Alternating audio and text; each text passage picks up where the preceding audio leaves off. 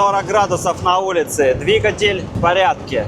Женя впереди, я второй. Опять колонна едет со скоростью возможностей буханочки. Спасибо большое всем ребятам за отзывчивость и понимание. У нас четкая система и структура. Руководит нашей колонной Евгений Шаталов. Раздает команды.